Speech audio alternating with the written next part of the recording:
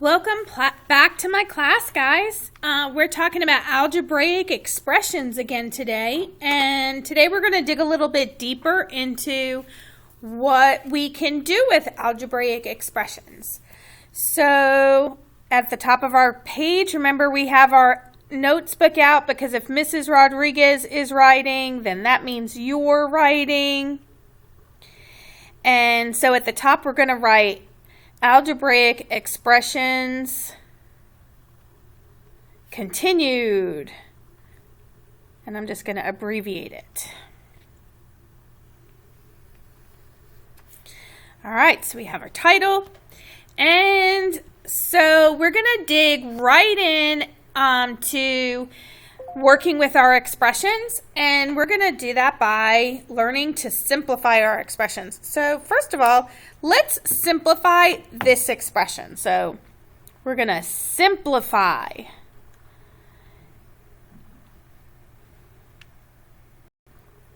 And hopefully you guys remember that simplify, well, what I like to think about it is make the expression as small as you can. So if I say simplify, I think make it smaller. Simplify, smaller. Simplify, smaller. It's not quite the same as solving, but it's close to solving. Okay? So we're going to simplify the expression 1.5 times h times h times h. Okay, so simplifying that expression, hopefully you would see that I can't really do anything with the 1.5. The 1.5 is just the 1.5. But I can simplify h times h times h. Think about if that was a 2. Excuse me, I'm sorry. If that was a 2 and it said 2 times 2 times 2, how else could we write that? Well, we could write it exponentially, which means using exponents. So if I wrote h times h times h using exponents, I would say h to the third, or h cubed. And then I'm going to bring down the 1.5 because I can't simplify that any further. So my simplified expression is 1.5 times h3. All right, we're going to try a couple more. All right, so I'm going to write this. J times J times J times J times J times J. And then we're going to do this one, 9 times K times K times K times K times K. All right, so go ahead and try and simplify those real quick. You can pause the video if you need to, and then come back. And once you restart it, you'll get your answers. All right, so if I simplify J times J times J times J times J times J, I'm multiplying the J times itself each time, right? And that's exponential. So I can simplify it to J to the 6th. And then over here, I can see that I have the 9 and there's nothing else that I can add to it. There's nothing I can multiply times. So I'm just going to write the 9. This pen does not like to write very dark. And so it's going to be 9 times 1, 2, 3, 4, 5, k to the 5th. All right, those are pretty easy. Let's try working with some longer types of expressions. So those are pretty, they're long expressions, but they work out to be pretty short expressions because now I have an expression down here that's pretty short, right? And this is pretty short too. Let's look at 2x plus 5x plus 1y. Okay, if I simplify this, and I put the 1 only because we're simplifying right now. That's all. That's the only reason why. So if I simplify this, I'm looking for common or like terms. So I can see that I have 2 x's, and then I have 5 x's. So I can add that together, can't I? I can add 2 x's plus 5 x's, and that's going to give me 7 x's. But if I try to add the 1x to it, that wouldn't work. So all I'm going to do is bring it down. All right, let's try one more. Okay, so if I have 6m plus 4m plus 3y plus y. Okay, so now once again, I'm going to add those common terms because it's all addition. So I'm just adding here. So 6m plus 6m, well, that's 10m. And these are not m, so I can't add them. Not to my m's. But then I have 3y plus y. Remember, there is a 1 in front of it. You just don't see it. Remember, we don't write it. Like I did it over here just to show you. But remember, there is a 1 in front of there. We just pretend that it's not there. So I've got 3y plus 1y. And that's going to give me 4y. So when you have a single variable, you have to remember that that has a 1 in front of it. And you can add that into other numbers. Okay. Okay, so now we're going to evaluate. And evaluate is another word that's kind of like solve. Okay, so evaluate the expression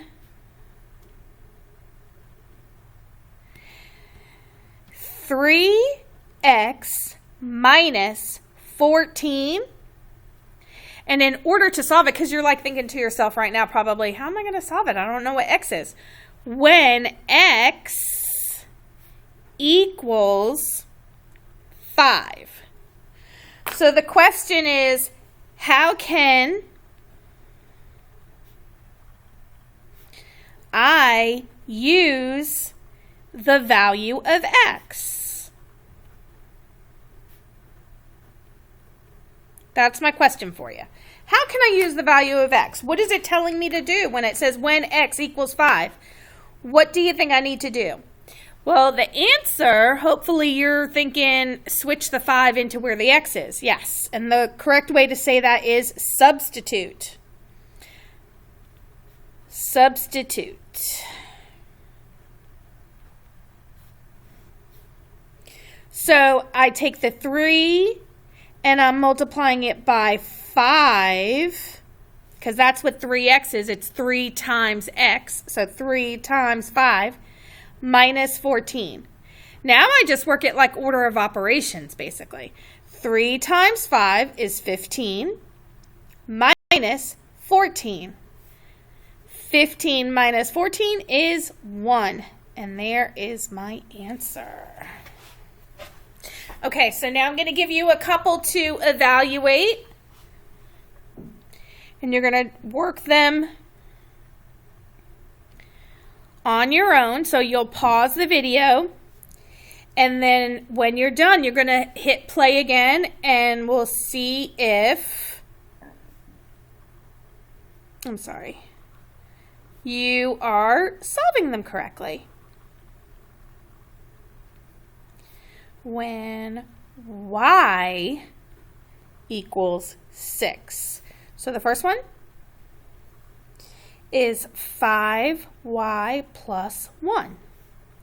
Number 2 is 30 minus 24 divided by y.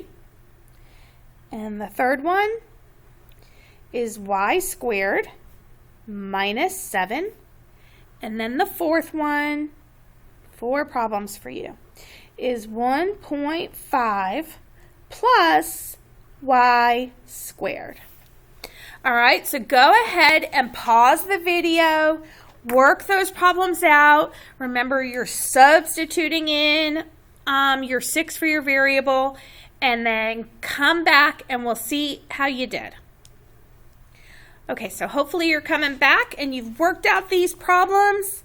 Let's see. So the first thing I need to do is remember I have to substitute. When it tells me y equals 6, I substitute it everywhere I see a y. So 5, substitute in that 6. I'm going to use a parenthesis because I don't have a multiplication sign there. Plus 1. And if I wanted to, I could also have written 5 times 6, but it's just easier if you use the parentheses. And I like to use the parentheses also because it shows that I substituted something. It's a little way that I signal that I substituted something in. So 5 times 6 is 30 plus 1. My answer is 31. Okay, 30 minus 24 divided by 6, so that would be 30 minus 24 divided by 6, right? And I use order of operation, so that means I don't subtract first, I divide first. 24 divided by 6, that would be 4. And then I bring down the rest of my problem. 30 minus 4 is 26. All right, next one. Y squared minus 7. Well, that is 6 squared minus 7. 6 squared is the same thing as saying 6 times 6. So that's 36 minus 7. You should have gotten 29. And finally, I've got 1.5 plus y squared. And again, so I'm going to go 1.5 plus 6 squared.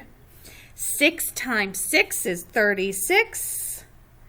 I'm going to bring down that the rest of that problem. And then I add them together. I have 37.5. All right, hopefully you got those same answers. And you're going to rewatch this if you're a little confused. But otherwise, you're going to go ahead and do our practice activity for the day.